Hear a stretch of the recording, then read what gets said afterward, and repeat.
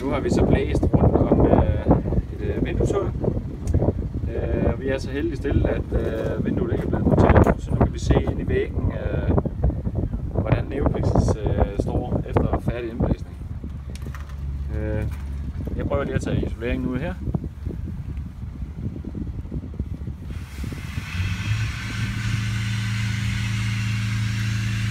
Og som man kan se inde i væggen, så er linen nu ved at begynde at binde sig sammen og står som en fast masse. Og det er jo det, vi gerne vil frem til. Så det er altså noget, der virker, det her. Dermed også den 25 års sætningsgaranti, som det bliver tilbudt med det her produkt her. Samtidig igen en lav lampeværdi på 0,33. Vi prøver at kigge ind på den anden side.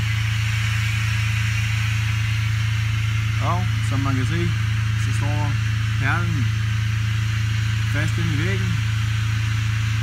Og når det har haft et vildt og en tid, så er det hærdet op, og så står det som en fast masse. Det er det, vi kalder kvalitetskontrol. Som sagt, så kan I finde os på www.isoleringodense.dk. Der kan I også se mere om produktet Neopixels. Vi snakkes ved.